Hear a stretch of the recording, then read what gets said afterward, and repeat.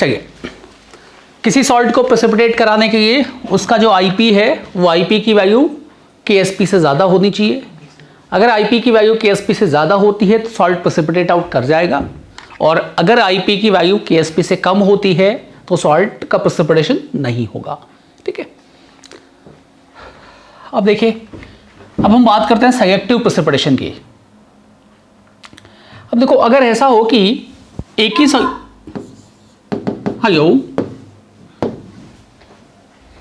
ही solution में कई सारे आयंस हो, जैसे एक ही सॉल्यूशन में Cl माइनस बी है और Br माइनस बी है, Cl माइनस और Br माइनस। अब देखो, अगर Cl माइनस और Br माइनस दोनों हैं और हम इसमें ऐड करते हैं Ag प्लस या सिल्वर नाइट्रेट ऐड करते हैं, तो अब मुझे ये बताओ कि कौन सा सॉल्ट पहले प्रेसिपिटेट करेगा? Ag प्लस पहले Br माइनस पहले प्रेसिपिटेट आउट करेगा या Cl माइनस पहले प्रेसिपिटेट आउट करेगा? जैसे Ag plus plus Cl minus ये दोनों रिएक्ट करके AgCl सॉलिड बनाते हैं, वैसे ही Br माइनस भी रिएक्ट करके Ag प्लस के साथ रिएक्ट करके ये AgBr सॉलिड बनाता है।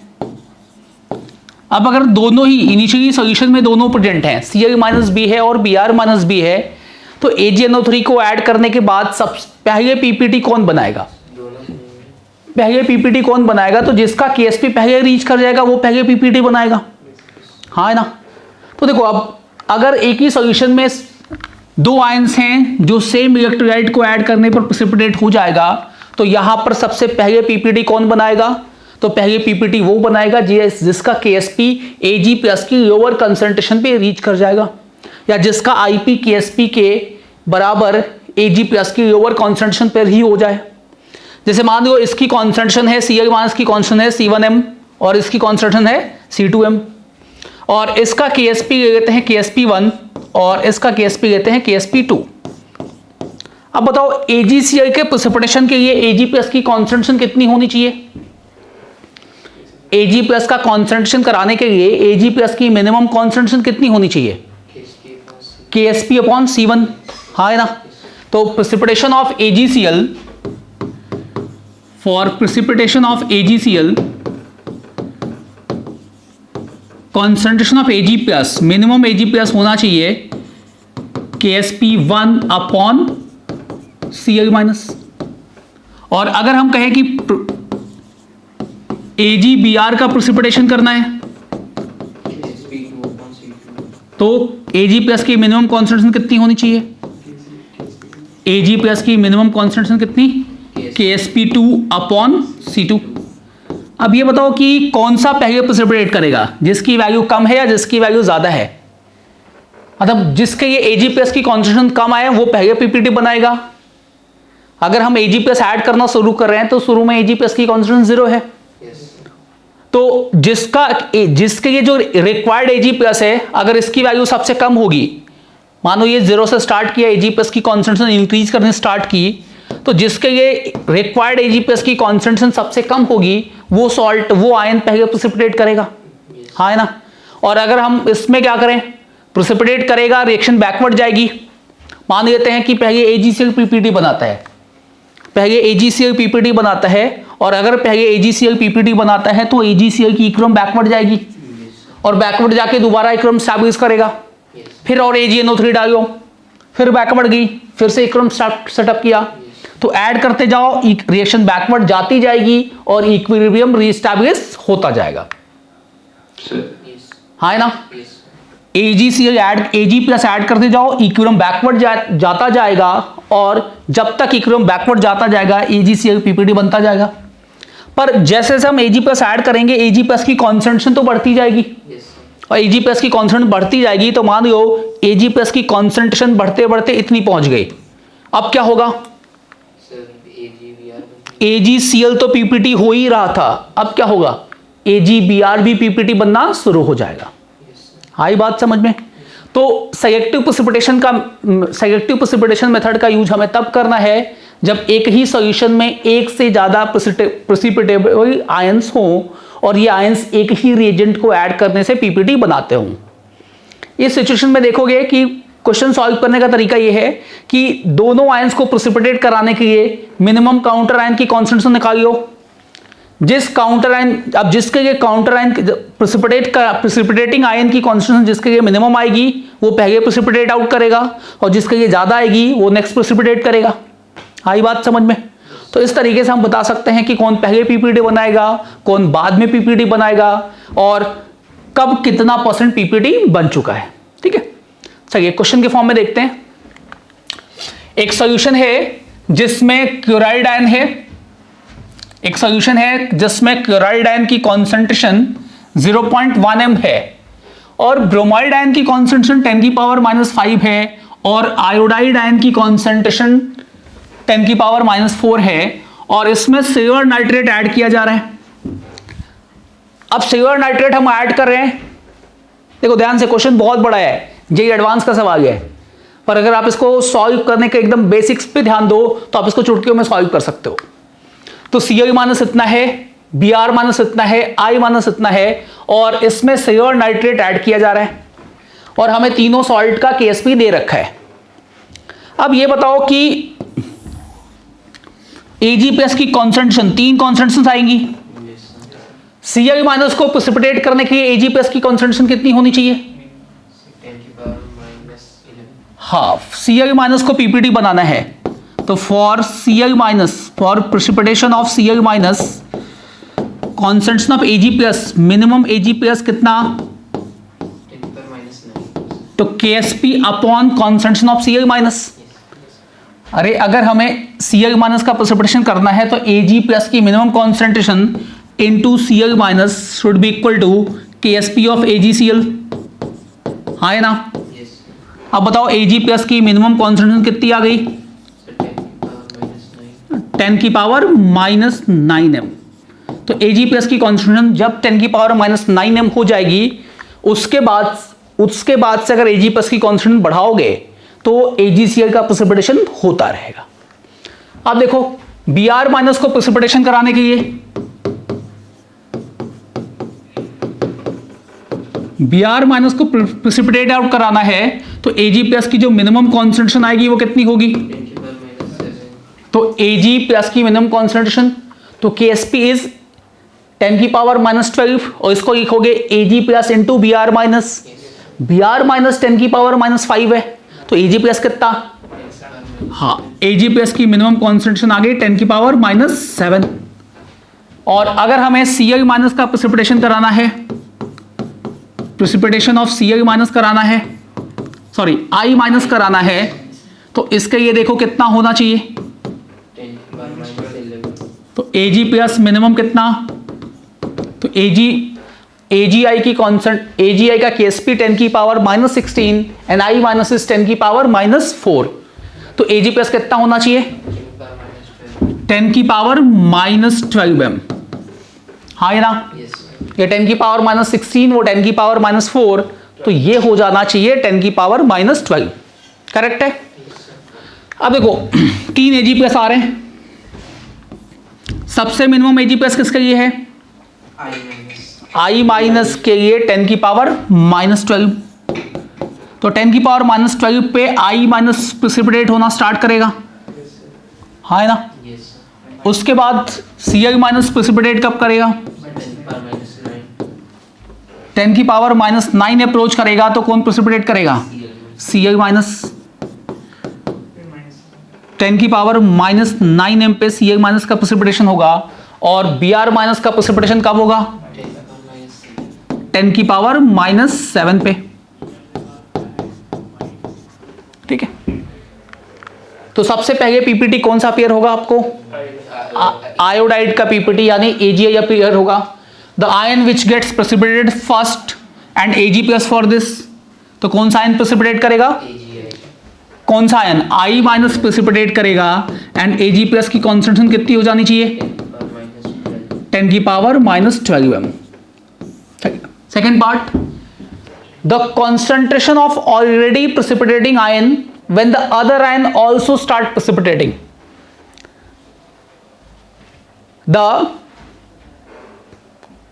concentration of already precipitating ion when the other ion also start precipitating। तो देखो हम सबसे पहले I माइनस प्रेसिपिटेट कर रहे हैं, इसमें अगर और Ag प्लस ऐड करोगे तो धीरे धीरे AgI प्रेसिपिटेट होता रहेगा और धीरे धीरे क्या होगा, Ag प्लस की कॉन्स्टेंट बढ़ेगी। जैसे ही Ag प्लस 10 की पावर माइनस 9 में पहुंचेगा, अब क्या होगा, AgCl भी प्रेसिपिटेट आउट करेगा। तो यहां पर केवल AgI का पीपीटी बना और यहां पर AgI के साथ AgCl का पीपीटी भी बनेगा। जब AgCl का पीपीटी बनेगा तब Ag प्लस की कॉन्सेंट्रेशन कितनी रहेगी, -9। अब Ag प्लस 10 की पावर -9 है, तो बताओ I माइनस कितना रहा होगा इस टाइम। तो इक्विलिब्रियम तो क्या होगा, जब भी प्रेसिपिटेशन होगा तो Ag प्लस x माइनस, ये देखोगे कि हम जैसे ही थोड़ा Ag प्लस ऐड करेंगे रिएक्शन बैकवर्ड जाएगी और रिएक्शन बैकवर्ड जाके पीपीटी बनाएगी, है ना, और पीपीटी बनेगा, फिर से इक्विलिब्रियम स्टैब्लिश होगा, है ना। तो थोड़ा Ag प्लस की कॉन्सेंट्रेशन बढ़ाओगे, फिर से रिएक्शन बैकवर्ड जाएगी, पीपीटी फिर से बनेगा और इक्विलिब्रियम फिर से रीस्टैब्लिश होगा। तो जब देखो दूसरा आयन जब प्रेसिपिटेट हो रहा है, यानी Cl माइनस जब प्रेसिपिटेट हो रहा है, तो उस टाइम पे Ag प्लस की कॉन्सेंट्रेशन 10 की पावर -9 है और Ag प्लस जब 10 की पावर -9 है, तो बताओ I माइनस कितना होगा। तो यहां पर इक्विलिब्रियम तो स्टैब्लिश होगा ही होगा। अगर इक्विलिब्रियम स्टैब्लिश होगा और ये 10 की पावर -9 है, तो बताओ I माइनस कितना होना चाहिए, तो KSP के बराबर होना चाहिए इनका प्रोडक्ट। तो अगर ये 10 की पावर -9 है, तो ये कितना होना चाहिए, -16 अपॉन 10 की पावर -9, सॉरी 10 की पावर -16 अपॉन 10 की पावर -9, दैट इज 10 की पावर -7m। तो यहां पर I माइनस की कॉन्सेंट्रेशन हो जाएगी 10 की पावर -7m। देखो हमें एकदम बेसिक से समझना है कि जैसे जैसे हम Ag प्लस की कॉन्सेंट्रेशन बढ़ाएंगे, जैसे Ag प्लस की कॉन्सेंट्रेशन 10 की पावर -12 पहुंची, पीपीटी AgI का पीपीटी बनना शुरू होगा। अब Ag प्लस AgNO3 और ऐड करो, और ऐड करोगे तो Ag प्लस और बढ़ेगा, थोड़ा बैकवर्ड जाएगा, थोड़ा बचा रह जाएगा। Ag प्लस की कॉन्सेंट्रेशन बढ़ती जाएगी। अब बढ़ाते बढ़ाते जैसे ही Ag प्लस 10 की पावर -9 पहुंचेगा, अब AgCl का पीपीटी भी बनना शुरू होगा। तो अगर हमने सॉल्यूशन में कॉन्सेंट्रेशन Ag प्लस की 10 की पावर -9 कर दी है, तो उस टाइम पे इन दोनों का I माइनस और Ag प्लस का इक्विलिब्रियम तो सेटअप होगा ही होगा। तो Ag प्लस 10 की पावर -9 है into x minus equals to KSP, है ना। तो KSP ऑफ AgI इज 10 की पावर -16, तो Ag plus into x minus is 10 की power -16, so x minus is कितना, 10 की पावर -16 अपॉन 10 की पावर -9। तो ये वैल्यू देखो कितनी आ रही है,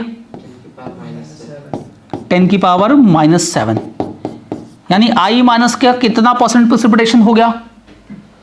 पहले I माइनस कितना था यहां पर, तो देखो I माइनस कॉन्सेंट्रेशन कैसे निकल गया समझ नहीं आ रहा। I माइनस पहले से कितना था, I माइनस 10 की पावर -4 था और प्रेसिपिटेट होके कितना चला गया, 10 की पावर -7।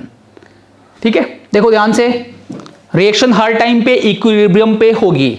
जब AgCl का प्रेसिपिटेशन हुआ तो Ag प्लस की कॉन्सेंट्रेशन 10 की पावर -9m थी और Ag plus into Cl minus, Ag plus into I minus, Ag plus into I minus का प्रोडक्ट AgI के KSP के बराबर होना चाहिए और KSP 10 की पावर -16 है और Ag प्लस 10 की पावर -9 है, सो I माइनस की वैल्यू आ जाएगी 10 की पावर -7। तो यहां जब प्रेसिपिटेट होना शुरू हुआ तो I माइनस की कॉन्सेंट्रेशन थी 10 की पावर -4 और अभी कितनी हो गई, 10 की पावर -7। कितना परसेंट बचा हुआ है प्रेसिपिटेट होने से, कितना परसेंट, 10 की पावर -7 बचा हुआ है, था कितना -4, तो कितना परसेंट बचा हुआ है, 10 की पावर -3 इंटू 100, यानी कितना परसेंट बचा हुआ है, 0.1% बचा हुआ है। यानी जितना I माइनस था उसका कितना परसेंट प्रेसिपिटेट हो गया, 0.1% बचा हुआ है। कितना परसेंट प्रेसिपिटेट हो गया, तो 99.9% प्रेसिपिटेट हो गया। जो I माइनस बचा हुआ है वो है 10 की पावर -7m, अब पता करो कि ये जो I माइनस बचा हुआ है ये ओरिजिनल का कितना परसेंट बचा हुआ है। तो बचा हुआ है 10 की पावर -7, ओरिजिनली था 10 की पावर -4, तो परसेंटेज में बताना हो तो 10 की पावर -7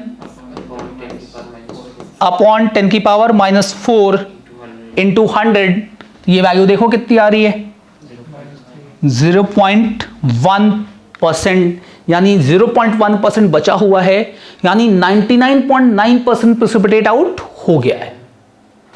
यानी जितना भी I माइनस था उसका 99.9% प्रेसिपिटेट हो गया। अब Ag प्लस बढ़ाओगे तो बाकी का 1%, बाकी का 0.1% प्रेसिपिटेट होगा।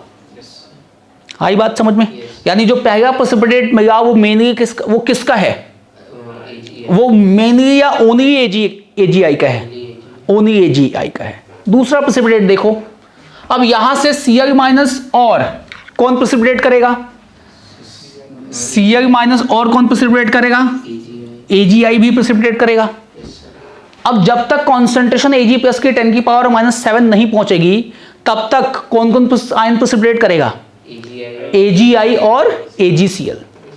अच्छा, ये जो प्रेसिपिटेट मिलेगा 10 की पावर -9 से 10 की पावर -7 तक, Ag प्लस की कॉन्सेंट्रेशन 10 की पावर -9 से 10 की पावर -7 तक करने में जो प्रेसिपिटेट मिलेगा वो प्रेसिपिटेट में मेनली AgCl है या ओनली AgCl है? मेनली कहना चाहिए कि मेनली AgCl है, या उसमें ऐसा कहना चाहिए कि उसमें केवल AgCl है? मेनली AgCl है। थोड़ा बहुत मात्रा में कौन है? थोड़ा बहुत मात्रा में कौन होगा? AgI होगा। और जब Ag प्लस की कॉन्सेंट्रेशन 10 की पावर -7 पहुंचेगी तब जाके कौन प्रेसिपिटेट करना शुरू करेगा? Br माइनस, यानी AgBr। तो तीनों का साथ में प्रेसिपिटेशन कब शुरू होगा? जब Ag प्लस की कॉन्सेंट्रेशन 10 की पावर -7 होगी।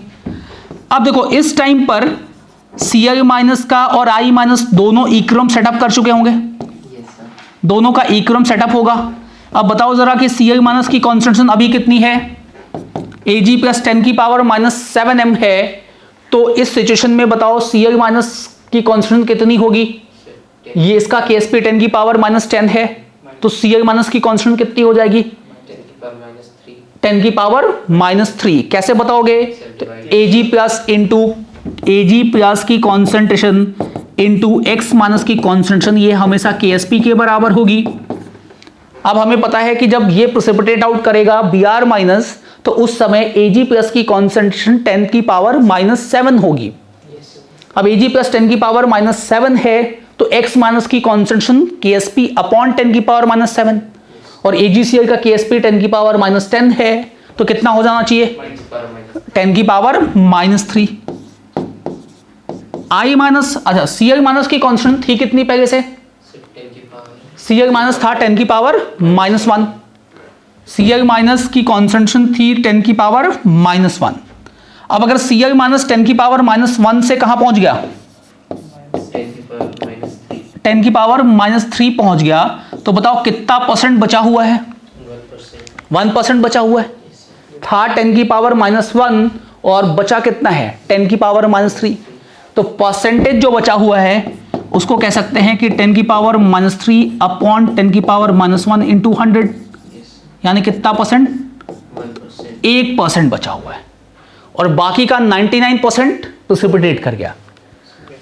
ठीक है, अब देखो I माइनस कितना बचा हुआ है? तो Ag प्लस 10 की पावर -7 है, इसका Ksp देखो कितना है? 10 की पावर -16 है। AgI का Ksp कितना है? 10 की पावर -16। तो देखो Ag प्लस 10 की पावर -7 है, ये 10 की पावर -7 है, ये 10 की पावर -16 है, तो x माइनस कितना हो जाना चाहिए? 10 की पावर -9। तो ये हो गया 10 की पावर -9। आई बात समझ में? तो ये प्रेसिपिटेट में कौन है? यहां प्रेसिपिटेशन किसका हुआ? यहां तक मेनली या ओनली? यहां मेनली या ओनली? Only AgI। यहां ओनली AgI, क्योंकि I माइनस की प्रेसिपिटेट कर रहा है। यहां पर कौन प्रेसिपिटेट कर रहा है? Mainly AgCl। और यहां प्रेसिपिटेट कौन कर रहा है? Mainly AgBr। आई बात समझ में? तो ये आपको जेईई एडवांस का एक अच्छा सवाल होता है कि कौन सा आयन कब प्रेसिपिटेट करेगा, कितना परसेंट प्रेसिपिटेट करेगा, और जब एक आयन प्रेसिपिटेट करेगा तो दूसरे आयन की कॉन्सेंट्रेशन क्या थी।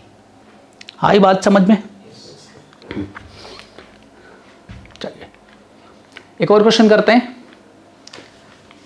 एक सॉल्यूशन है जिसमें 0.1 m Cl माइनस है, 0.1 m Cl माइनस है और 0.01 m CrO4 2 माइनस है, और इस सॉल्यूशन में AgNO3 ऐड किया जा रहा है। तो हमें बताना है सीक्वेंस ऑफ प्रेसिपिटेशन, मतलब पहले कौन पीपीटी बनाएगा और बाद में कौन पीपीटी बनाएगा। तो प्रेसिपिटेशन का सीक्वेंस बताना है। तो बताओ, प्रेसिपिटेशन का सीक्वेंस बताना है तो दोनों आयंस के लिए आप Ag+ की कॉन्सेंट्रेशन निकालियो कि प्रेसिपिटेशन कराने के लिए Ag+ की मिनिमम कॉन्सेंट्रेशन कितनी चाहिए। तो देखो Cl माइनस कितना दिया हुआ है,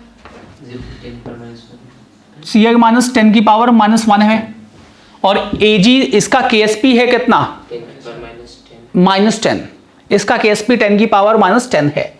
तो AgCl के for precipitation of Cl minus कितना Ag+ चाहिए, 10 की पावर -9। तो Ag+ के प्रेसिपिटेशन के लिए इसके लिए चाहिए 10 की पावर -9। जरा इसके लिए देखो कितना चाहिए, 10 की पावर -10 नहीं, यहां Ksp Ag2CrO4 का है। तो Ag2CrO4 का Ksp क्या लिखोगे, Ag+ का स्क्वायर इंटू CrO4 2 माइनस, और ये कितना है 10 की पावर -12। CrO4 2 माइनस कितना है, 10 की पावर -2, हाँ है ना। तो ये 10 की पावर -2 है, तो बताओ Ag+ कितना हो जाएगा, Ag+ का स्क्वायर इज कितना, 10 की पावर -10, सो Ag+ इज कितना, 10 की पावर -5। तो अगर CrO4 2 माइनस का पीपीटी बनाना है, फॉर CrO4 2 माइनस Ag+ कितना होना चाहिए, तो 10 की पावर -5 m, और फॉर Cl माइनस के प्रेसिपिटेशन के लिए Ag+ कितना होना चाहिए, 10 की पावर -9। ठीक है, तो इसके लिए 10 की पावर -5 होना चाहिए और इसके लिए 10 की पावर -9 होना चाहिए। आई बात समझ में? अब बताओ सबसे पहले प्रेसिपिटेट कौन करेगा, Cl माइनस, यानी सबसे पहले प्रेसिपिटेट करेगा AgCl। तो फर्स्ट आयन प्रेसिपिटेट करेगा AgCl। Concentration of already precipitating ion when the other ion start precipitating, तो दूसरा आयन जब प्रेसिपिटेट करेगा दैट इज Ag2CrO4 जब प्रेसिपिटेट करेगा तो Ag+ 10 की पावर -5 होना चाहिए। अब Ag+ 10 की पावर -5 है तो Cl माइनस कितना होगा, 10 की पावर -10 अपॉन 10 की पावर -5, दैट इज कितना, 10 की पावर -5। AgCl माइनस की कॉन्सेंट्रेशन शुरू में थी 10 की पावर -1, और कितनी बची हुई है, 10 की पावर -5। कितना परसेंट लेफ्ट है, कितना परसेंट लेफ्ट है, तो 10 की पावर -5 अपॉन 10 की पावर -1 इंटू 100 कितना हो गया ये, 10 की पावर -2%, यानी 99.99% प्रेसिपिटेट हो गया है। कितना परसेंट प्रेसिपिटेट होगा, अब 0.01% जो है वो साथ में प्रेसिपिटेट करेगा। आई बात समझ में? तो यहां पर ये दोनों सॉल्ट क्या हो रहे हैं, साथ में प्रेसिपिटेट हो रहे हैं। Ag+ की कॉन्सेंट्रेशन जब इतनी हो रही है तो अब इसके बाद दोनों सॉल्ट साथ में प्रेसिपिटेट हो रहे हैं, और यहां पर कौन प्रेसिपिटेट हो रहा है, केवल यहां से यहां तक AgCl का प्रेसिपिटेट मिल गया है, और यहां से यहां तक मेनली Ag2CrO4 का प्रेसिपिटेट मिल गया है, पर उसमें थोड़ी बहुत मात्रा में AgCl भी है। ठीक है,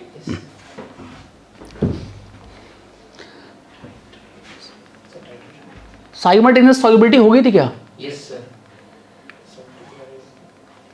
दो सॉल्ट अगर साइमल्टेनियसली डिसॉल्व्ड हैं, सर हो गई थी सर, कॉम्प्लेक्स सॉल्ट भी हो गया था, कॉम्प्लेक्स फॉर्मेशन भी हो गया था। Yes sir.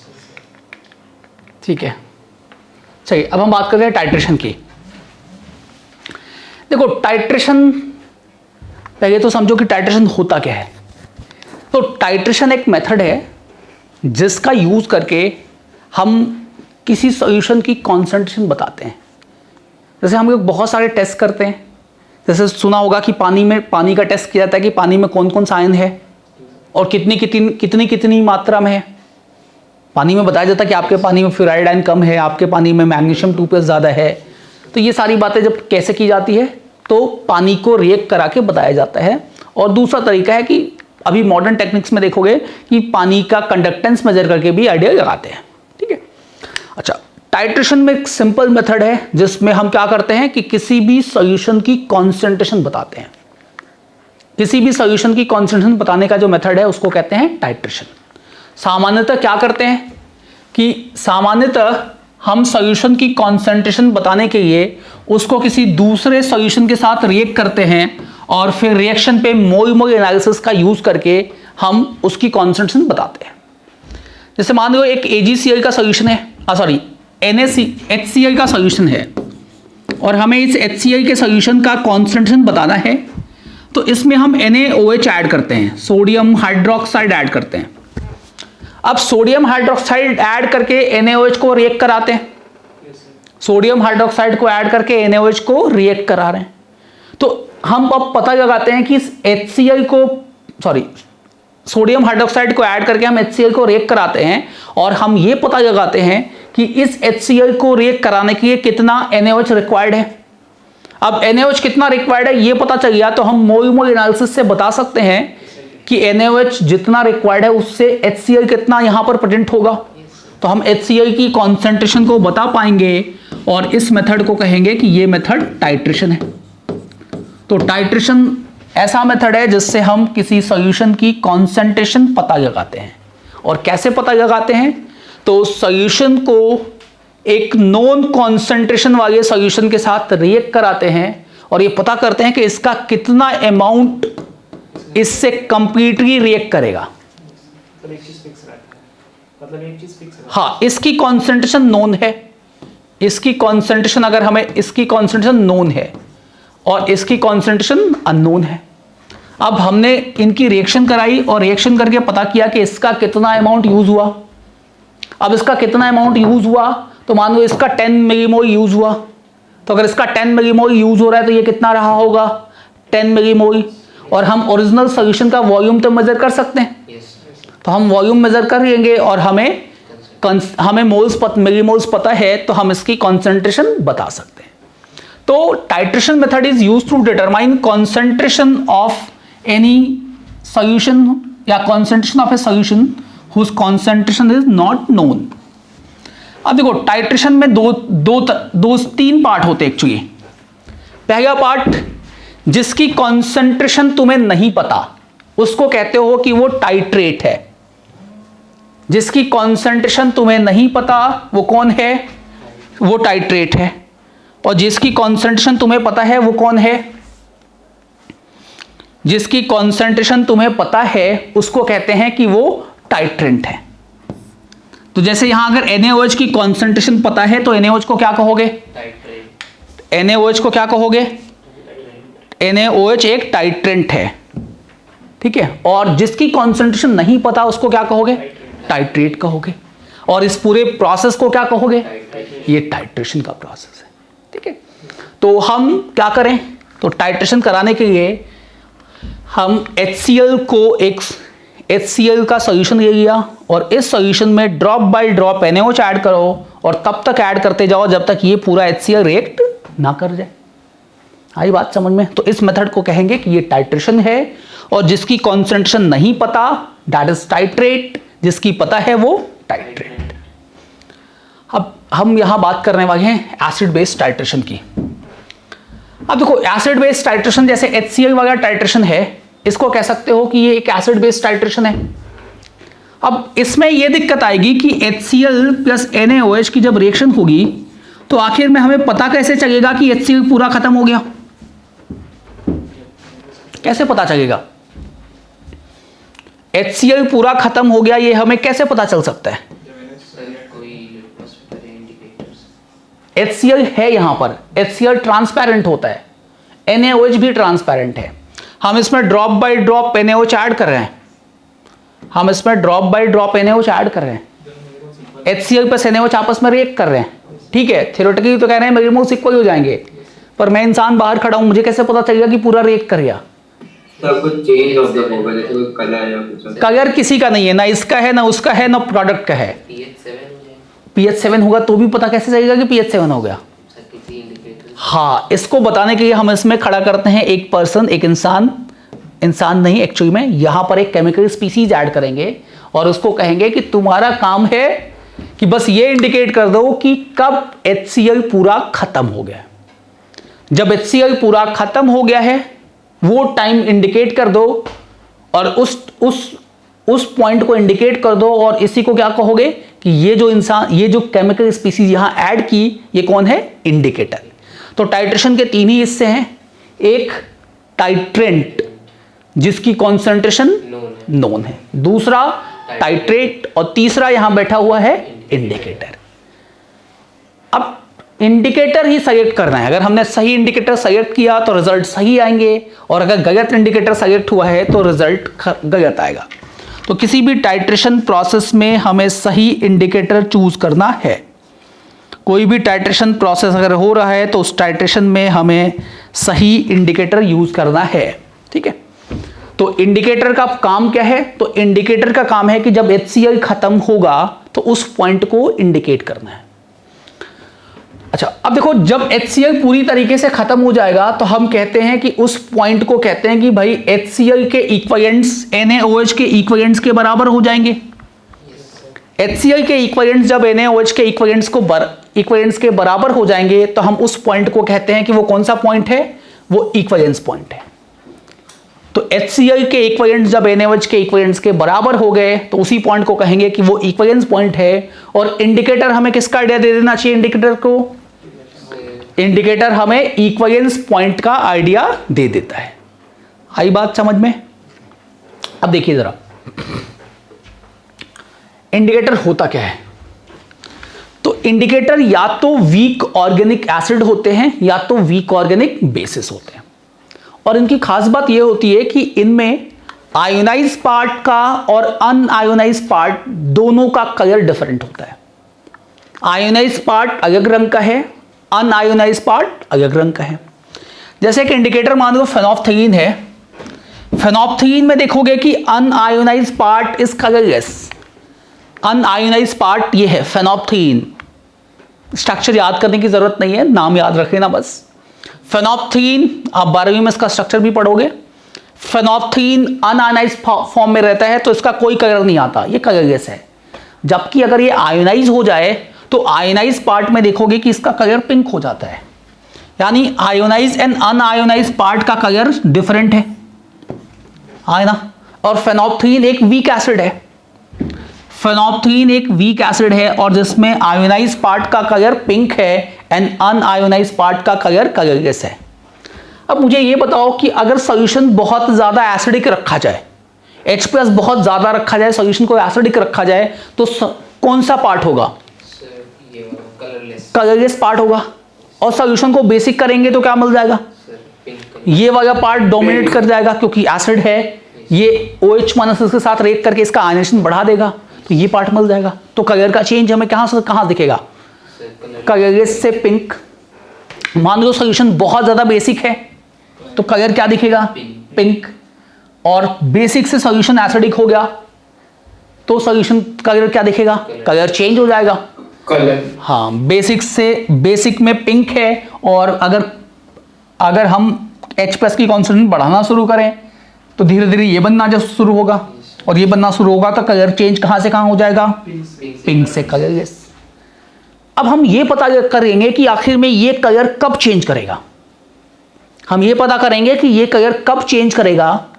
तो ये कलर, अब मान लो हम इसका कलर चेंज होता है 8 से 10 के बीच में। इसका कलर चेंज कब होता है? 8 से 10 pH के बीच में ये रंग बदल देता है।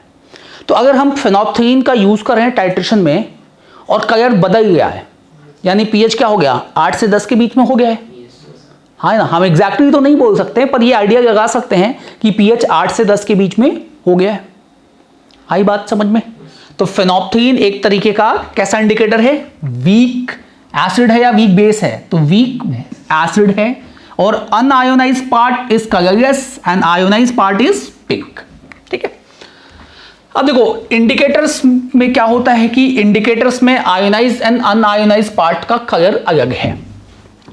आयोनाइज्ड एंड अनआयोनाइज्ड पार्ट का कलर अलग है।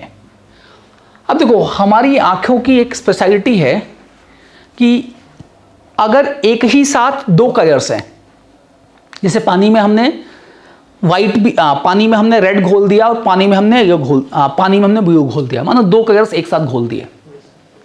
अब हमारी आइज क्या करती हैं कि अगर रेड कलर की इंटेंसिटी या रेड कलर का कॉन्सेंट्रेशन दूसरे कलर से 90% दूसरे कलर से बहुत ज्यादा है, या रेड का जो परसेंटेज कॉन्सेंट्रेशन है वो 90% से ज्यादा है, तो हमारी आंखें रेड देखती हैं। और अगर ब्लू का कंसंट्रेशन 90% से ज्यादा हो गया तो हमारी आंखें क्या देखती हैं? ब्लू देखती हैं। और उनके बीच में क्या देखती हैं?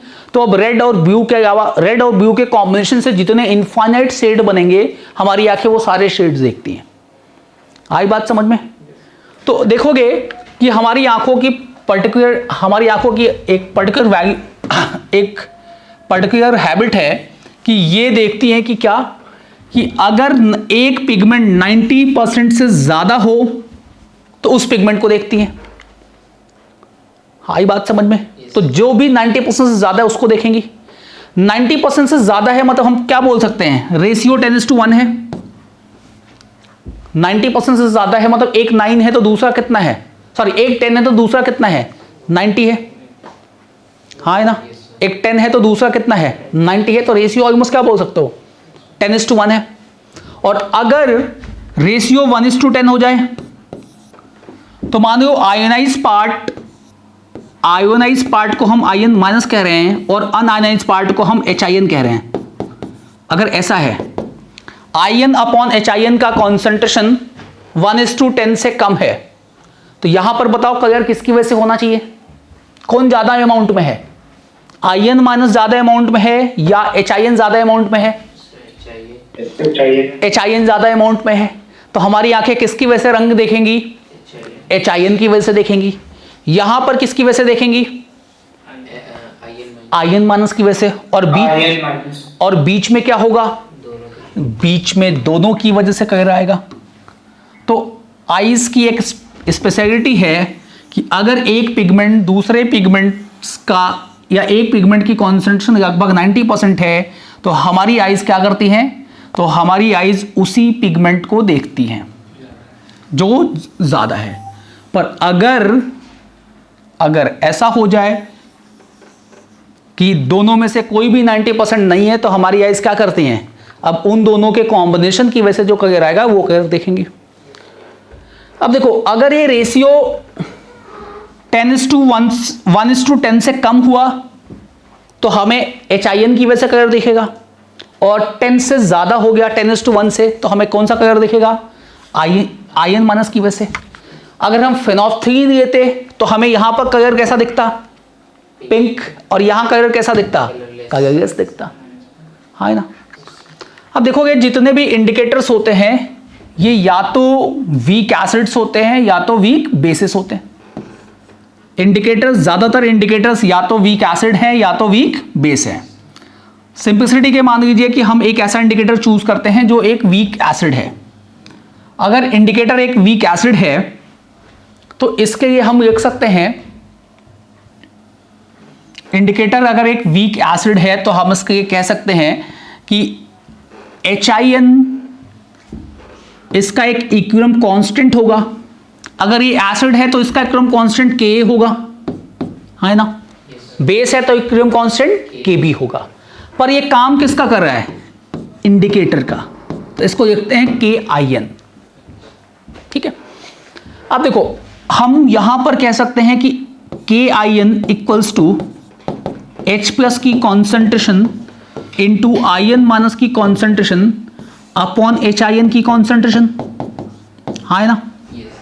अब देखो H+ की कॉन्सेंट्रेशन कितनी आ रही है? KIN into HIN upon ion minus. जरा नेगेटिव योग ये बफर वाला फॉर्मूला बन रहा है क्या? PH is equal to PKIN, उसी टाइप का। तो ये बन जाएगा कि pH equals to PKIN plus log of IN minus upon HIN। अब देखो कलर का, अगर IN minus upon HIN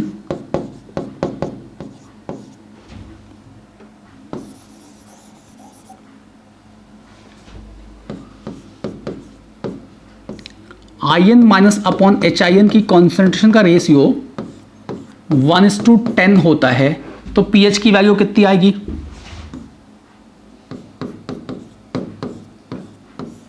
pH की वैल्यू कितनी बोल सकते हो? अगर रेशियो 1:10 है तो pH की वैल्यू कितनी? PKIN minus 1। और अगर IN माइनस और HIN की वैल्यू 10 हो गई तो pH कितना हो गया? pH is PKIN minus plus 1। इसी के बीच में कलर आएगा, कलर चेंज आएगा। यहां पर कलर किसकी वजह से होगा? इससे कम pH पे कलर किसकी वजह से? Colour due to HIN।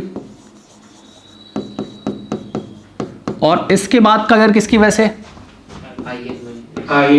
IN minus, colour due to IN minus. और इसके बीच में कलर चेंज आएगा।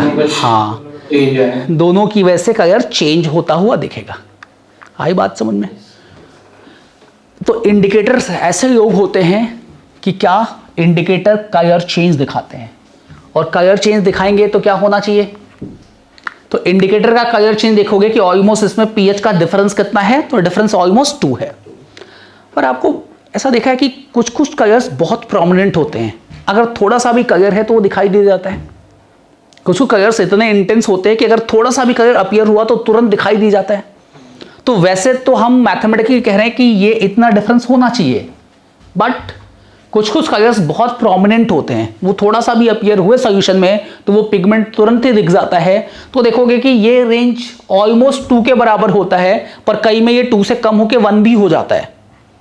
तो डिपेंडिंग अपॉन कौन सा कलर है, कौन सा पिगमेंट है, तो उसकी वजह से ये जो डिफरेंस है इन दोनों के बीच में वो एग्जैक्टली 2 नहीं रहता है, वो 2 से डिफरेंट हो जाता है। तो जब हम प्रैक्टिकली एक टाइट्रेशन कराते हैं तो इंडिकेटर का कलर चेंज नॉर्मली pH का चेंज जब 2 से होता है तो तभी होना चाहिए। पर देखोगे बहुत सारे इंडिकेटर्स में pH का चेंज 2 से नहीं, 1.2 1.3 से भी हुआ तो भी हमें कलर चेंज ऑब्जर्व हो जाता है। वो कलर की वजह से होता है, क्योंकि कुछ कुछ कलर्स पर्टिकुलरली आसानी से दिख जाते हैं, और कुछ कुछ कलर्स में क्या होता है, जैसे ग्रीन और येलो है, इनका ट्रांजिशन बहुत आसानी से पकड़ पाओगे क्या? तो इनमें ट्रांजिशन हम बहुत आसानी से नहीं पकड़ पाते। तो इनमें देखोगे कि 1.6 1.8 तक है डिफरेंस। आई बात समझ में? तो इसलिए हम यहाँ एक रेंज की बात कर रहे हैं, और एक रफ रेंज कितना है तो 2 का है, पर कई सारे में आपको 2 से कम भी मिलेगा। अब देखो HCl और NaOH का टाइट्रेशन कराओ, है ना? HCl और NaOH का टाइट्रेशन कराओ, तो जब सारा HCl खत्म होगा उस समय सॉल्यूशन का pH कितना होना चाहिए? 7 होना चाहिए। अब अगर वो pH 7 यहां लाई करे, इसके रेंज में यहां इनके बीच में लाई करे, तो अगर हम इस इंडिकेटर को यूज करके टाइट्रेशन कराएंगे तो जैसे ही pH 7 को क्रॉस करेगा इंडिकेटर का कलर चेंज हो जाएगा, और हमें पता चल जाएगा कि pH 7 को क्रॉस कर गया। और pH 7 को क्रॉस कर गया तो हम इसको एज एन इंडिकेटर अगर सेलेक्ट करेंगे तो हर बार ये बता देगा कि भैया pH 7 को क्रॉस कर गया, अब NaOH को ऐड करना बंद कर दो। आई बात समझ में? तो देखो टाइट्रेशन प्रोसेस में हमारा जो सेक्शन हम जो अभी देखेंगे उसका मेन पर्पस है कि हम इंडिकेटर का सिलेक्शन देखेंगे कि हम किस टाइट्रेशन के लिए कौन सा इंडिकेटर चूज करेंगे। कुछ कॉमन इंडिकेटर्स जैसे मिथाइल ऑरेंज का pH रेंज जो है वो 3.1 से 4.4 है। देखोगे मिथाइल ऑरेंज एसिडिक मीडियम में पिंक दिखेगा, और बेसिक मीडियम में जाओगे तो येलो दिखेगा। मतलब 3.1 से कम के pH में कैसा? पिंक, और 4.4 से ज्यादा के pH में कैसा? येलो दिखेगा। तो यानी कलर चेंज आपको पिंक से येलो जाता हुआ दिखेगा। मिथाइल रेड इसका रेंज है 4.2 से 6.3, और ये कहां से कहां, तो ये रेड से एयो में चेंज आएगा। इसके अलावा लिटमस एक पेपर हो, एक टाइप का पेपर होता है या एक टाइप का कंपाउंड, एक टाइप का सब्सटेंस होता है, सब्सटेंस होता है। लिटमस को जब पेपर पे पेस्ट कर दोगे तो उसको लिटमस पेपर कहते हैं। लिटमस एक कंपाउंड है, उस कंपाउंड को पानी में घोल दिया तो लिटमस का सॉल्यूशन है, और अगर पेपर पे रख दिया तो, पेपर पे पेस्ट कर दिया तो लिटमस का पेपर है। आई बात समझ में? तो लिटमस एक तरीके का कंपाउंड है, और ये भी किसका काम कर सकता है, इंडिकेटर का काम कर सकता है। इसका पीएच रेंज क्या है, तो 5.5 से 7.5। अगर एसिडिक मीडियम में रखोगे तो मतलब 5.5 से कम के पीएच में तो ये कैसा दिखता है, रेड हो जाता है, और बेसिक मीडियम में रखोगे तो कैसा हो जाता है, ब्लू हो जाता है। तो हम लिटमस को भी यूज कर सकते हैं एज अ इंडिकेटर। हम फेनॉल रेड को भी यूज कर सकते हैं। फेनॉल रेड का पीएच चेंज 6.8 से 8.4 के बीच में होता है। हम फेनोप्थलीन का यूज कर सकते हैं। फेनोप्थलीन का पीएच 8.3 से लगभग 10 के बीच में पीएच चेंज होता है, या लगभग आप 8 से 10 के बीच में कह सकते हो। पीएच 8.3 से 10 के बीच में इसका रंग बदलता है।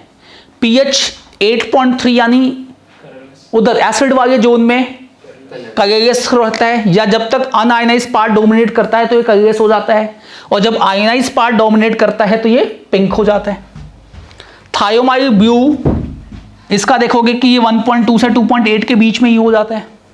तो ये कुछ कॉमन इंडिकेटर्स हैं। इसमें हमें मिथाइल रेड, फेनॉल रेड और फेनोप्थलीन, इनका हमें ध्यान रखना है। ये कुछ प्रॉपर कॉमन इंडिकेटर्स हैं, और इनका देखो क्या ध्यान रखना है कि कलर कैसा होता है। कलर चेंज, अगर हम 5.5 से कम के पीएच पे हैं तो ये रेड दिखेगा, और ये कैसा दिखेगा, ब्लू दिखेगा। फेनोप्थलीन में 8.3 से कम के पीएच पे हो, कलरलेस दिखेगा, ज्यादा जाओगे पिंक दिखेगा। ठीक है सर, इनकी पीएच रेंज भी मतलब पीएच रेंज, हाँ, इन चारों की पीएच रेंज की वैल्यू हमें ध्यान रखनी है। सर तो अगर 8.3 से 10 है तो 8 वो तो बेस का ही रेंज में, सर अगर 7 से ज़्यादा भी होगा तो वो बेस होगा, तो सर तब भी वो कलरलेस ही रहेगा। तो कलरलेस रहेगा, क्योंकि कलरलेस, क्योंकि जब अच्छा खासा आयनाइज कब होगा, जब पिंक कलर कब आएगा, जब अच्छा खासा आयनाइज पार्ट हो। और वो कब प्रोड्यूस होगा, जब अच्छा खासा बेसिक हो। हाँ है ना सर, तो वो इंडिकेटर इधर काम कैसे करेगा? हम, तुम केवल HCl की बात सोच रहे हो ना। अगर हम एसिटिक एसिड का टाइट्रेशन करें तो इक्विवेलेंस पॉइंट पे क्या होगा, सोचो, सोडियम एसिटेट होगा, और सोडियम एसिटेट का सॉल्यूशन कैसा होगा, बेसिक होगा। हाँ है ना, तो उसके लिए यूज कर सकते हैं। चलिए अभी देखते हैं कि टाइट्रेशन का रिजल्ट कैसा आ रहा है। अब देखो हम क्या करने वाले हैं, तो हम अभी टाइट्रेशन नहीं सीखने वाले, हम ऐसा देखने वाले हैं कि अगर स्ट्रॉन्ग एसिड और स्ट्रॉन्ग बेस का टाइट्रेशन करते हैं तो इसके लिए कौन कौन से इंडिकेटर सूटेबल रहेंगे, और इसका पीएच कैसे कैसे चेंज होता है। हम यहां टाइट्रेशन करके कॉन्सेंट्रेशन नहीं पता करने वाले हैं। हम क्या करने वाले हैं, हम पता करने वाले हैं कि जब भी कभी स्ट्रॉन्ग एसिड और स्ट्रॉन्ग बेस का टाइट्रेशन होगा तो पीएच कैसे कैसे वैरी करेगा, पीएच किस तरीके से वैरी करेगा, और कौन किसको किसको एज अ इंडिकेटर हम सेलेक्ट कर सकते हैं।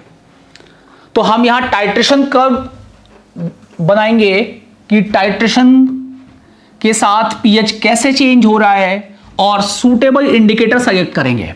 जैसे मान लो हम टाइट्रेट कर रहे हैं 0.1 mHCl को, और किसके साथ टाइट्रेट कर रहे हैं, तो 0.1 NaOH को, और मान लो इसका हम V वॉल्यूम ऐड कर रहे हैं। इसका हमने कितना वॉल्यूम, V ml ऐड कर रखा है। अब तुम्हें लगेगा यार इसकी तो कॉन्सेंट्रेशन हमें पहले से पता है, तो ये टाइट्रेट कैसे हुआ। तो टाइट्रेट हम HCl को ही कर रहे हैं, पर हम इंडिकेटर सेलेक्ट करने के लिए और कर्व बनाने के लिए हमने इसकी कॉन्सेंट्रेशन पहले से मान रखी है।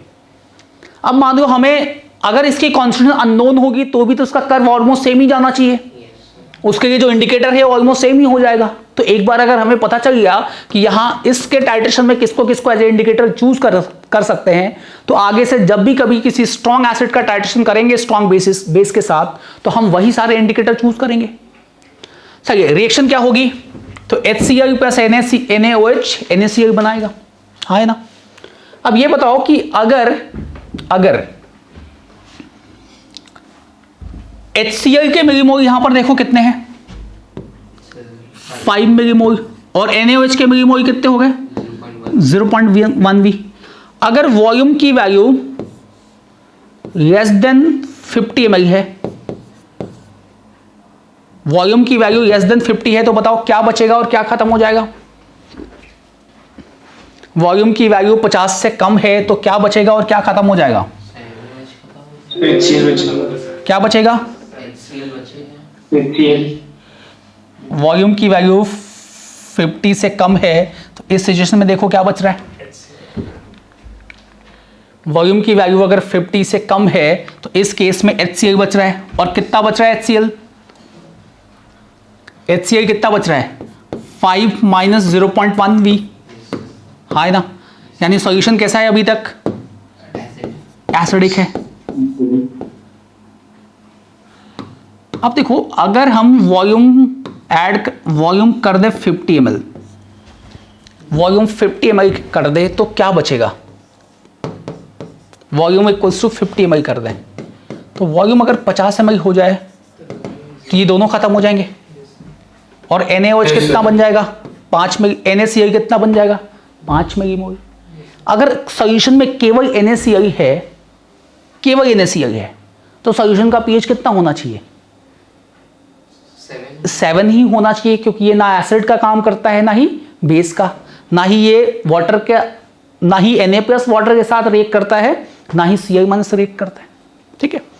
अगर वॉल्यूम की वैल्यू 50 ml से ज्यादा हो जाए तो सॉल्यूशन कैसा होगा, HCl पूरा खत्म हो जाएगा, क्या बचेगा, NaOH, और कितना बचेगा, तो 0.V-5। ये बात समझ में आ रही है। देखो अगर वॉल्यूम, इसके मिलीमोल कितने हैं, 5, तो इसका अगर 50 ml ऐड कर दोगे तो इसके मिलीमोल कितने हो जाएंगे, इसका 50 ml ऐड कर दोगे तो इसके मिलीमोल कितने हैं, 5, तो ये दोनों पूरा खत्म हो जाएंगे। 50 से कम ऐड करोगे, अगर इसका 50 ml से कम ऐड किया तो ये 5 मिलीमोल से कम आएगा, और ये 5 है, तो लिमिटिंग रिएजेंट कौन सा होना चाहिए, NaOH पूरी तरीके से खत्म, ये कितना बचना चाहिए, 5 माइनस 0.1V। अगर इसका वॉल्यूम हमने 50 ml कर दिया तो ये भी 5, ये भी 5। अगर वॉल्यूम 50 ml से ज्यादा कर दिया तो ये 5 से ज्यादा हो गया, और ये 5 है तो ये खत्म और ये बचेगा। अब बताओ अभी सॉल्यूशन कैसा होना चाहिए, बेसिक होना चाहिए, ठीक है। आई बात समझ में, चलिए अब pH निकालते हैं जरा इन केसेस में। अच्छा, नॉर्मली देखोगे कि हम जो टाइट्रेंट है उसको यहां लेते हैं, इसमें लेते हैं, टाइट्रेंट को हम ऊपर में ड्रॉप बाय ड्रॉप डालते हैं, उसको ऊपर से तो टाइट्रेंट को कहां लोगे, ऊपर में, और टाइट्रेट को कहां लोगे, नीचे बीकर में। आई बात समझ में। तो टाइट्रेट नॉर्मली इधर रखते हैं और टाइट्रेंट यहां रखते हैं, और ड्रॉप बाय ड्रॉप यहां से हम एक एक ड्रॉप ऐड करते जाते हैं।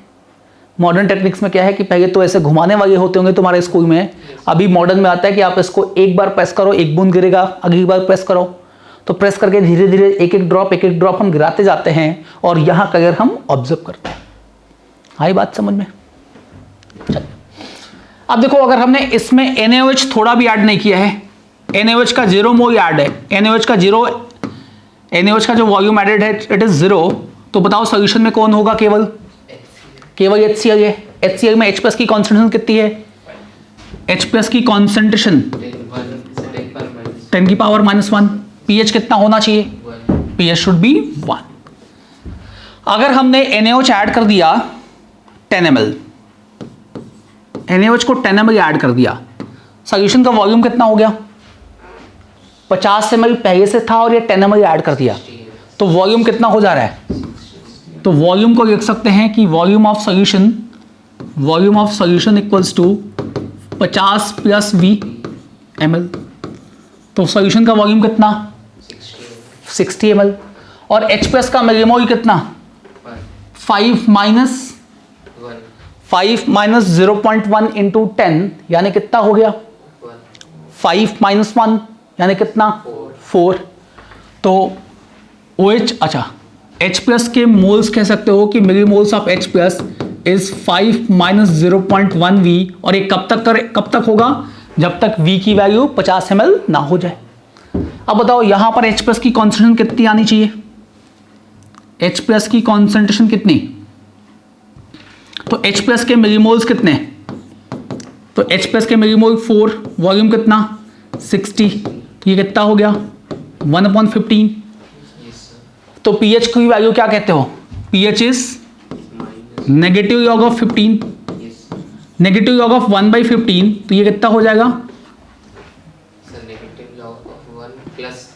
अरे नेगेटिव लॉग ऑफ 1/x को log 1/x को माइनस log x कहते हो, तो माइनस माइनस क्या हो जाना चाहिए प्लस, तो log 15, और log 15 कितना, log 5 प्लस log 3, log 5 की वैल्यू 0.7 और log 3 की वैल्यू 0.48, तो वैल्यू कितनी आ जाएगी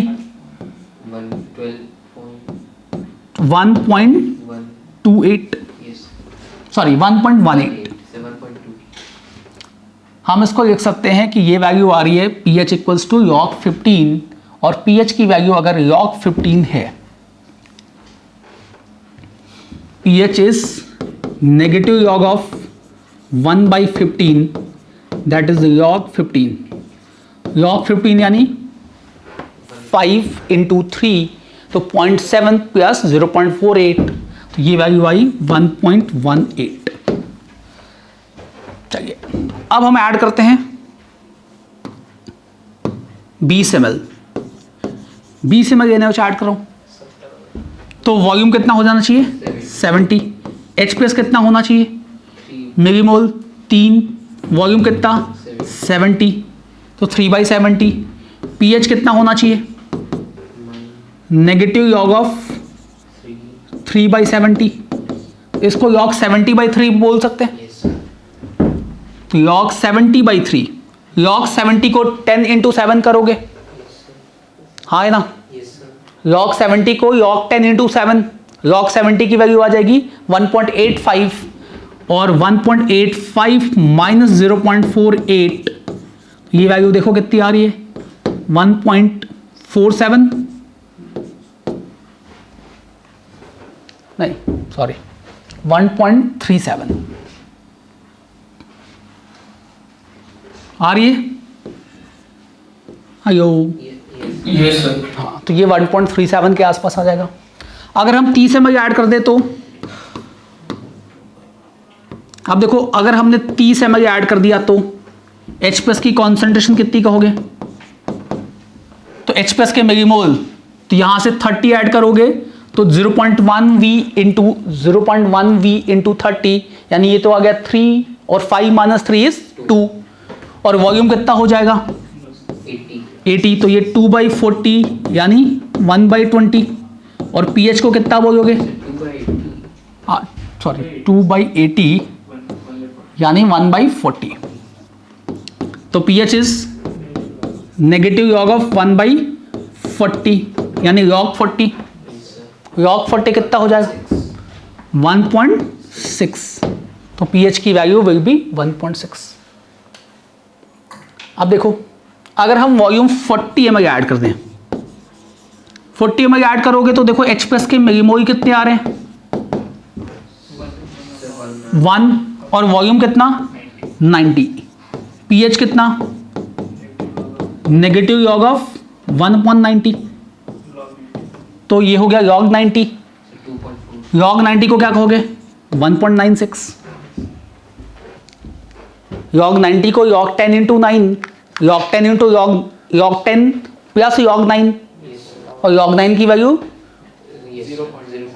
0.96, log 9 को 3 का स्क्वायर कर सकते हो। अब देखो अगर हम 49 ml ऐड कर दें, अभी क्या बचा होगा, अभी H प्लस के मिलीमोल कितने होंगे 0.1, और वॉल्यूम कितना होगा 99 ml, है ना, वॉल्यूम कितना 99 ml, pH कितना, अब 99 को 100 ले लेंगे क्या, अप्रॉक्सीमेट 100, तो ये क्या हो गया 10 की पावर -3, और 10 की पावर -3 है तो pH की वैल्यू क्या हो जाएगी 3, तो pH यहाँ पर 3 आ गया।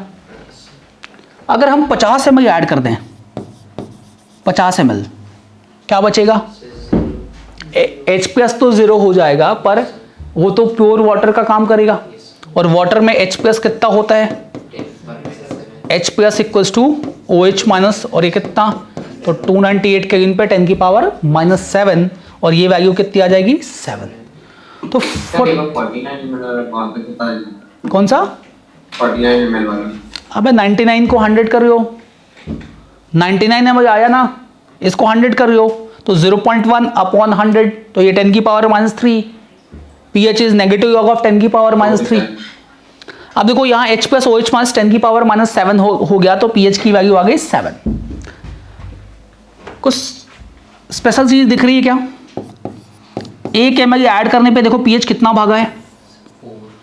pH 1 ml ऐड करने पे सीधा कहाँ? 3 से 7 हो गया, और यहां हम 49 ml ऐड कर रहे हैं, तो pH 1 से कितना हुआ है? 3। तो pH का अगर वॉल्यूम ऑफ NaOH के साथ ग्राफ बनाओ, तो 0 से लेके 49 ml तक तो वो बढ़ते बढ़ते 1 से 3 होगा, पर 49 से 50 होगा तो सीधा कितना? 7। तो ग्राफ एकदम स्टीपली बढ़ जाएगा, पहले धीरे धीरे बढ़ रहा होगा और एकाएक बढ़ रहा है। अगर हम 51 ml ऐड कर दें, अब क्या होगा? 51 ml ऐड कर दोगे तो अब तो NaOH बचेगा, NaOH बचेगा, और कितना बचेगा? कितना बचेगा? 51 इंटू 0.1 कितना? 5.1 -5 कितना मिलीमोल? 0.1। वॉल्यूम कितना हो जाएगा? 50 पहले से ये था और 51 ऐड हो गया 101। तो यहां पर OH माइनस के मिलीमोल हो जाएंगे 0.1। ये बात समझ में आई सबको? OH माइनस 0.1 कैसे? तो NaOH का वॉल्यूम है 51, तो 51 इंटू 0.1 कितना? 5.1 माइनस 5 कितना हो गया? 0.1। और वॉल्यूम कितना हो गया? 101। अब बताओ 101 को 100 ले लिए, तो ये वैल्यू कितनी आ गई? 10 की पावर -3। अब POH कितना?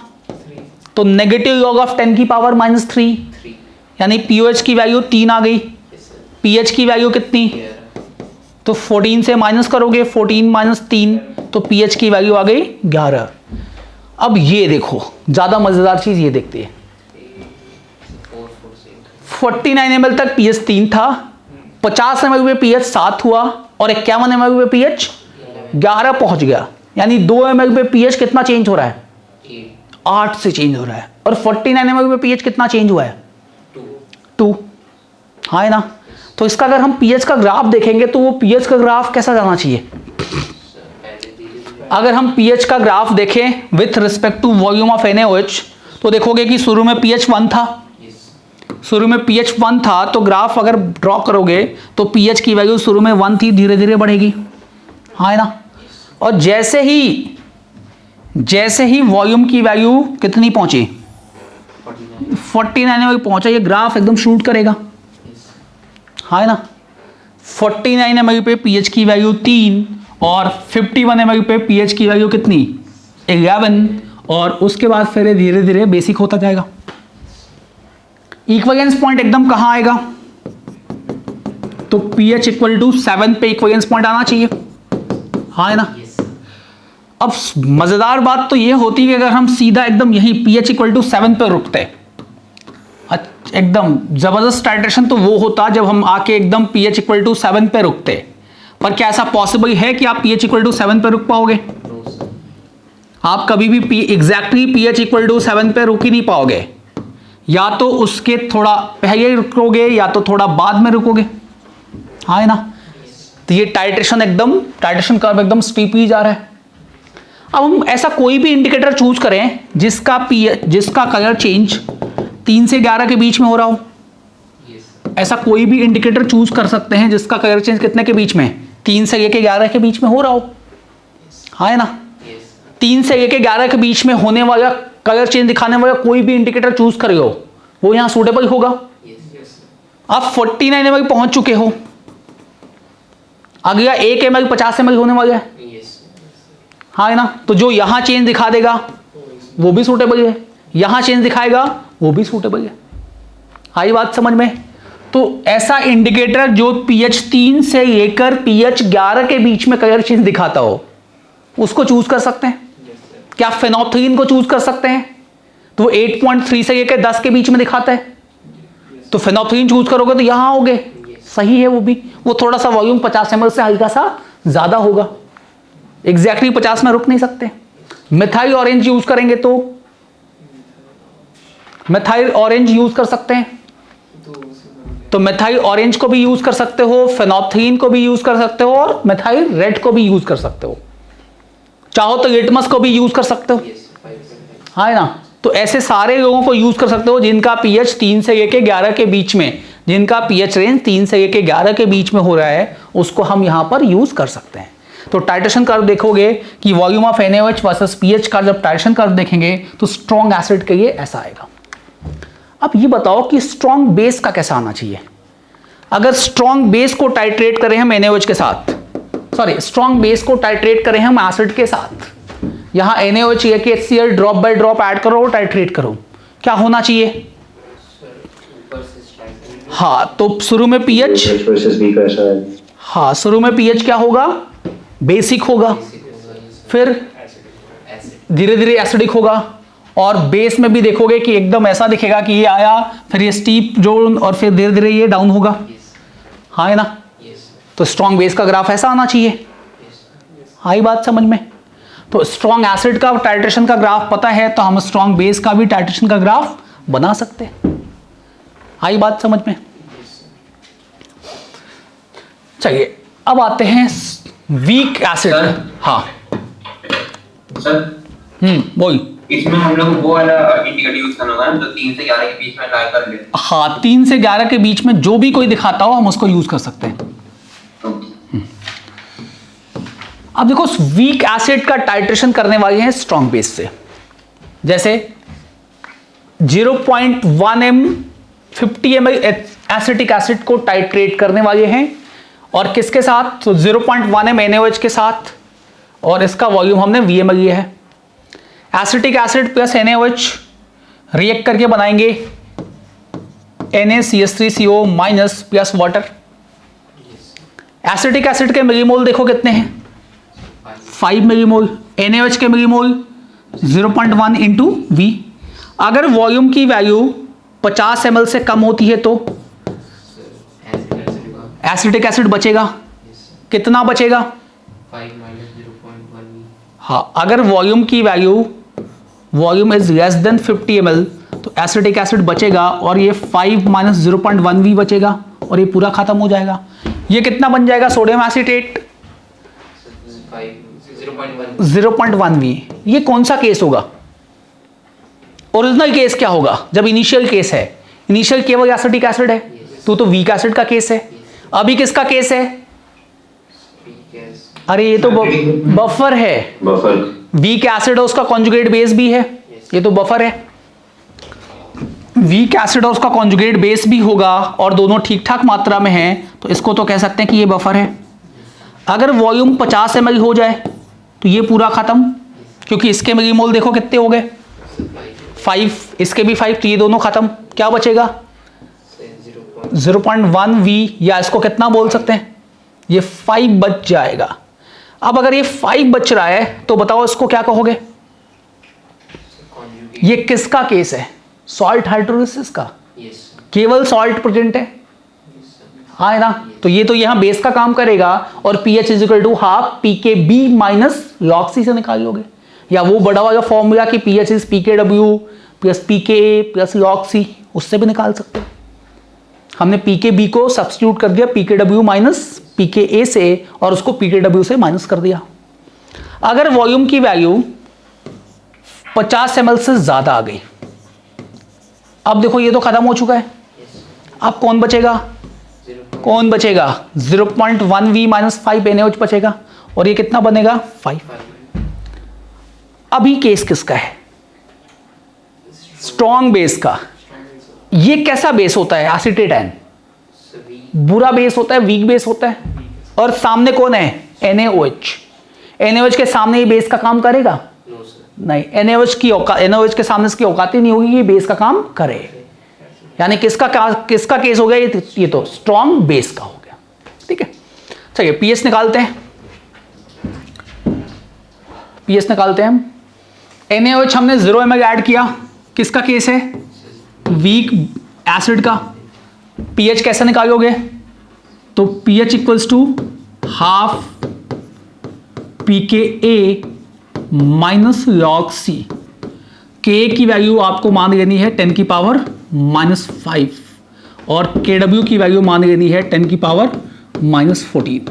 और ये Ka किसका मेंशन है, तो एसिटिक एसिड का, ACOH का। चलिए pH कितना हो जाएगा, तो एसिटिक एसिड की कॉन्सेंट्रेशन कितनी है, 0.1 m। ये केस कर चुके हैं हम कई बार। pH की वैल्यू 3 आती है यहां पर, देखो ध्यान से। pKa 5 हो गया, माइनस log 10 की पावर -1 कितना 6 आ गया, 6/2। pH कितना 3, सही है।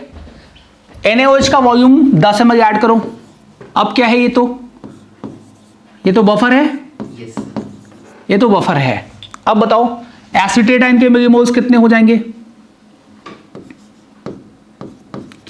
एसीटेट आयन के मिलीमोल्स और एसिटिक एसिड के मिलीमोल्स कितने हैं, 4 हो जाएंगे। एसीटेट आयन के मिलीमोल कितने हैं, 0.1 इंटू वी कितना 1 मिलीमोल।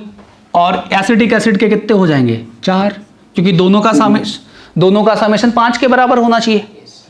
इन दोनों का समेशन कितना है, 5 है, तो ये कितना हो जाना चाहिए, 4 और ये 1 हो जाना चाहिए।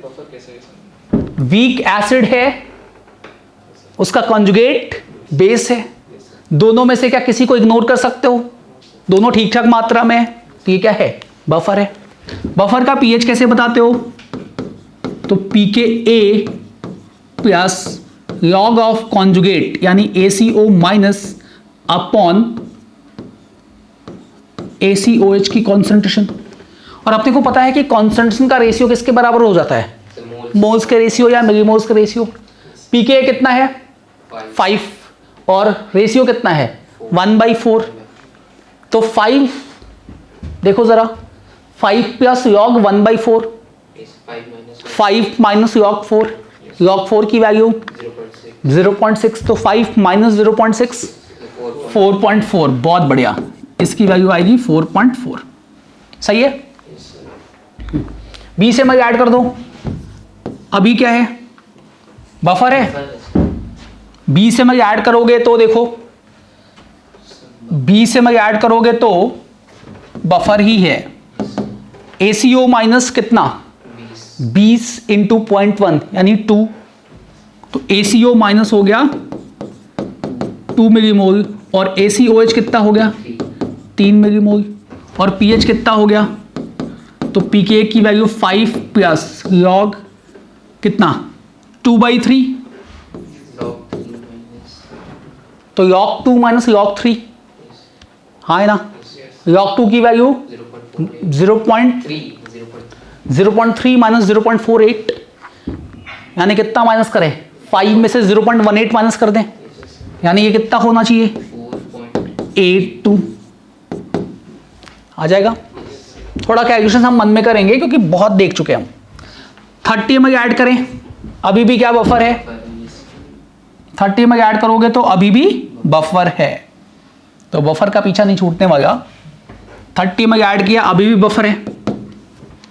अब बफर है तो बताओ ACO माइनस कितना, तो ये तो 3 हो जाएगा क्योंकि ये 0.1 भी होता है, और ये कितना हो जाएगा ACOH विल बी 2। pH कितना, तो 5 प्लस लॉग 3/2 हो जाएगा ना अब, तो log 3 माइनस log 2 यानी 0.48 माइनस 0.3 यानी 0.18 ऐड हो जाएगा, ये हो जाना चाहिए 5.18। बहुत बढ़िया। चलिए 40 से ऐड करें, अभी भी बफर होगा, अभी भी बफर होगा। pH देखिए कितना आएगा, तो ये ACO माइनस 4 और ये ACOH कितना 1। pH कुछ ट्रेंड दिख रहा है क्या, रिवर्स हो रही है कॉन्सेंट्रेशन। अब रेशियो 1:4 होगा, 1/4, 5 + 0.6 सॉरी log 4:1 हो जाएगा। ये वैल्यू कितनी 5.6। 49 ml ऐड कर दिया 49 ml। अभी भी क्या बफर है? यस अभी भी देखो क्या बफर है? हाँ है। तो ACO माइनस इज 4.9 और acetic acid 0.1 pH 5 plus log 49 upon log 4.9 upon 0.1 yes तो log कितना 49 सर log 50 कर दें 49 को 7 स्क्वायर लिख सकते हो। 7 स्क्वायर कितना सर 8.5 0.85 इंटू 2 यानी 1.7। अगर हम 50 मान देते तो भी कितना आ रहा है 1.7। हाँ है ना। तो log की वैल्यू देखो, log एक इंक्रीजिंग फंक्शन है। अगर log का बेस ग्रेटर देन 1 होता है तो log एक इंक्रीजिंग फंक्शन है और log 10 बेस जो है वो शुरू में तेजी से इंक्रीज करता है। log 1 0, log 10 1, log 20 कितना 1.3। शुरू फिर धीरे धीरे इसका इंक्रीज क्या होता है कम होते जाता है। तो log 49 निकालो या log 50 निकालो बहुत फर्क नहीं आएगा। तो ये वैल्यू कितनी आ रही है 6.7। अब ध्यान से देखना है कि अगर हम 50 ml ऐड कर दें NaOH तब क्या होगा। अब ये बफर नहीं है। हाँ अब ये बफर नहीं है। यहां केस किसका है सॉल्ट हाइड्रोलिसिस का है। और कौन सी हाइड्रोलिसिस का है कैटायनिक या एनायनिक एनायनिक का है। चलिए जरा ACO माइनस की कॉन्सेंट्रेशन निकालियो क्योंकि हमें यहां पर कॉन्सेंट्रेशन की जरूरत पड़ती है। फॉर्मूला आता है कि POH equals to half PKB minus log C। अगर सॉल्ट हाइड्रोलिसिस हो रही है तो वीक बेस है ना, ये वीक बेस है तो वीक बेस वगैरह कैसे लगा लो। अब बताओ ACO माइनस की कॉन्सेंट्रेशन कितनी हो जाएगी। तो 50 मिलीमोल ऐड करोगे तो इसके मोल्स हो जाएंगे इसके मिलीमोल हो गए 5 और वॉल्यूम कितना हो चुका है पहले इसका 50 और इसका 50 कितना 100। तो कॉन्सेंट्रेशन कितनी हो गई 5/100 यानी कितनी 1/20। POH कितना तो देखो PKB कितना होना चाहिए K 10⁻⁻5 है KW 10⁻⁻14 है तो KB ऑफ ACO माइनस कितना होगा 10⁻⁹। बहुत वीक बेस है। अल्फा की वैल्यू पक्का 0.1 से कम ही आएगी। अल्फा की वैल्यू 0.1 से कम आएगी। फॉर्मूला यूज कर डालो। PKB कितना 9 और log 1 minus log 1/20 plus log 20। log 20 की वैल्यू कितनी आती है 1.3। 9 प्लस 1.3 10.3/2 5.15। 14 से माइनस करो 8.85।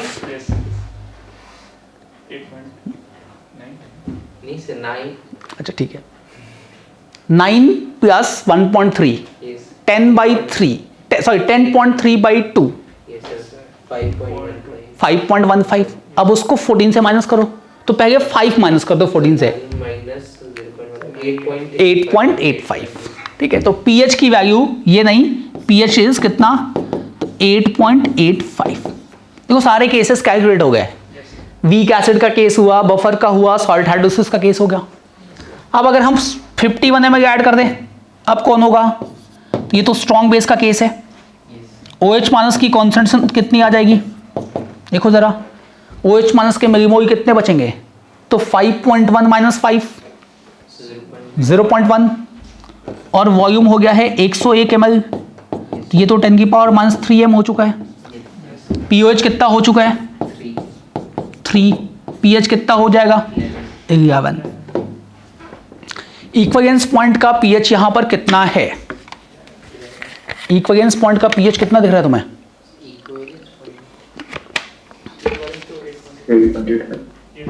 इक्विवेलेंस पॉइंट तो 50 ml पे आ रहा है। जब पूरा खत्म हो गया तो देखो pH कितना आ रहा है 8.85। कौन से जोन में जा रहा है बेसिक जोन। अब देखो 49 ml तक pH कितना चेंज हुआ 6.7 और 51 ml पे 11 हो गया। तो pH की वैल्यू कितने से चेंज हो रही है 4.3 से चेंज हो रही है। तो यहां पे भी 49 से 51 तक जाओगे तो पीएच की वैल्यू 4.3 से चेंज होगी। यहां से यहां तक आए तो कितने से चेंज हुई? 2.6। यहां से यहां 0 ml से 49 ml तक आए तो 3.7 से चेंज हुई, और उसके बाद यहां कितना चेंज हुई? 4.3 से। तो यहां पे भी 49 ml के आसपास स्टीप चेंज दिखाई देगा। तो अगर हम प्लॉट ड्रॉ करें तो हमें इस तरीके का स्टीप चेंज दिखाई देगा, हाँ ना। पर यहां पर थोड़ा सा स्टीप चेंज दिखाई देगा, और इक्विवेलेंस पॉइंट कब आएगा? 8.85 पे। इंडिकेटर किसको चूज कर सकते हो? फेनोप्थलीन को एज अ इंडिकेटर चूज कर सकते हैं, क्योंकि फेनोप्थलीन का रेंज क्या होता है? 8.3 से 10 के बीच में होता है। तो यहां फेनोप्थलीन एक बढ़िया इंडिकेटर है, और हम फेनोप्थलीन को चूज कर सकते हैं। आई बात समझ में? तो यहां हम फेनोप्थलीन को चूज कर सकते हैं। सर फेनॉल रेड भी यूज हो सकते हैं ना?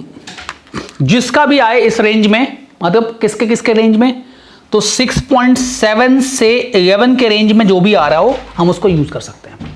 बेस्ट चॉइस क्या है? तो फेनोप्थलीन। ठीक है, अब एक बात बताओ, जैसे अब मान लो वीक बेस का स्ट्रॉन्ग एसिड के साथ टाइट्रेशन करें, NH4OH का टाइट्रेशन करें HCl के साथ, इक्विवेलेंस पॉइंट पे कौन होगा? इक्विवेलेंस पॉइंट पे कौन होगा? तो इनकी रिएक्शन होगी और क्या बनेगा? इक्विवेलेंस पॉइंट पे सॉल्ट बनेगा, हाँ है ना, सॉल्ट बनेगा। तो एट इक्विवेलेंस पॉइंट क्या बोल सकते हो? Eight equivalence point NH4Cl present होगा। कौन सी हाइड्रोलिसिस होगी? कैटायनिक हाइड्रोलिसिस होगी। और कैटायनिक हाइड्रोलिसिस अगर होती है तो सॉल्यूशन कैसा होगा? एसिडिक होगा, H+ बनेगा, और सॉल्यूशन कैसा हो जाएगा? एसिडिक हो जाएगा। किसको चूज करना पसंद करोगे? कैसा इंडिकेटर? जो एसिडिक जोन में पीएच चेंज दिखाता हो, हाँ है ना। तो यहाँ एसिडिक जोन में पीएच चेंज दिखाने वाले इंडिकेटर को चूज करना पसंद करेंगे। अब देखो जरा एसिडिक जोन में कौन सा इंडिकेटर पीएच का चेंज दिखाता है? तो एसिडिक जोन वालों को चूज करना पसंद करेंगे। और एसिडिक जोन में कौन सा इंडिकेटर कलर चेंज दिखाएगा? तो एसिडिक जोन में मेथाइल रेड दिखाएगा 4.2 से 6.3 के बीच में। तो जब हम NH4OH का टाइट्रेशन करेंगे तो हम किसको चूज करना पसंद करेंगे? जो एसिडिक जोन में दिखा रहा हो। अब डिपेंड करेगा केबी पे, बेस का केबी कितना है उस पर वैल्यू डिपेंड करेगी कि उसका इक्विवेलेंस पॉइंट कहाँ आ रहा है। ठीक है, अब देखो पीएच, इक्विवेलेंस पॉइंट पे जो पीएच आएगा उसको लिख सकते हो ना कि वो half PKW minus PKB minus log के बराबर है। हमने क्या कर दिया? PKA को PKW माइनस PKB से रिप्लेस कर दिया। तो पीएच इतना आ जाना चाहिए, हाँ है ना। अब पीएच इतना आना चाहिए, पीएच की वैल्यू इतनी आनी चाहिए। अब अगर पीएच इतना आना चाहिए तो ये देखो ये जोन कौन सा जा रहा है? ये एसिडिक जोन में जा रहा है, ये एसिडिक जोन में जा रहा है। ध्यान से देखो ये एसिडिक जोन में जा रहा है। अब वैल्यू कितना एसिडिक जाएगा किस पे डिपेंड करेगा? कंसंट्रेशन पे। और किस पे डिपेंड करेगा? पीकेबी पे। पीकेबी जितना कम हो, पीकेबी की वैल्यू जितनी कम आए उतना कम एसिडिक होगा, पीएच उतना ज्यादा आएगा। और पीएच ज्यादा आएगा तो कम एसिडिक होता है, हाँ है ना। और पीकेबी की वैल्यू जितनी ज्यादा हो यानी पीएच उतना कम होगा, और पीएच जितना कम है वो उतना ज्यादा एसिडिक हो जाएगा। pH 1 ज्यादा एसिडिक है या pH 4 ज्यादा एसिडिक है? pH 1 ज्यादा एसिडिक है, ठीक है। हाँ, तो हम इसका टाइट्रेशन करके सेम टाइप का ग्राफ आएगा, और इसका टाइट्रेशन जब करेंगे तो सेम टाइप का ग्राफ आएगा। बस ग्राफ का नेचर कैसा हो जाना चाहिए? यहां पर ग्राफ का नेचर कैसा हो जाना चाहिए? तो ग्राफ का नेचर आप एसिडिक जोन बेस से स्टार्ट कर रहे हो तो शुरू में बेसिक होगा, फिर उसका इक्विवेलेंस पॉइंट आएगा, और इक्विवेलेंस पॉइंट 7 से नीचे आएगा क्योंकि सॉल्ट हाइड्रोलिसिस होगी। और जैसा इक्विवेलेंस पॉइंट आएगा उस हिसाब से हम इंडिकेटर चूज करेंगे। आई बात समझ में? अब देखो अगर इसका PKB 5 है, PKB 5 है तो बताओ पीएच कितना आएगा? PKB 5 है और ये 0.1 है, PKB की वैल्यू 5 है तो ये 14 - 5 9 और ये 0.1 है तो ये कितना हो गया 1 10 यानी पीएच कितना आ जाएगा 5। अब पीएच 5 आ गया तो किसको चूज करना पसंद करोगे, कौन सा इंडिकेटर? तो pH 5 आ गया तो हम चूज करेंगे ऐसा इंडिकेटर जो pH 5 के अबाउट कलर चेंज दिखाता हो। और pH 5 के अबाउट कलर चेंज कौन सा इंडिकेटर दिखा देता है? तो लिटमस 5.5 से 7.5 है, उसके बाहर है तो ठीक है, ये भी उस जोन में आ जाएगा। स्ट्रेट स्टिप जोन जो बनेगा उसमें तो आ जाएगा, पर बेस्ट कौन सा रहेगा? मिथाइल रेड चूज करेंगे। आई बात समझ में? तो देखो जिसका इक्विवेलेंस पॉइंट कौन से जोन में है? एसिडिक जोन में, वहां पर क्या लोगे? Methyl red. और जिसका बेसिक जोन में आएगा उसके लिए क्या लोगे? फेनॉल रेड या फेनोप्थलीन। फेनोप्थलीन को कहां लेना पसंद करोगे? जब ठीक ठाक बेसिक में हो, 8 से 10 के बीच में हो या 8.3 से 10 के बीच में हो तो फेनोप्थलीन यूज करेंगे। और मिथाइल रेड का यूज करेंगे जब 4.2 से 6.3 के बीच में हो। आई बात समझ में?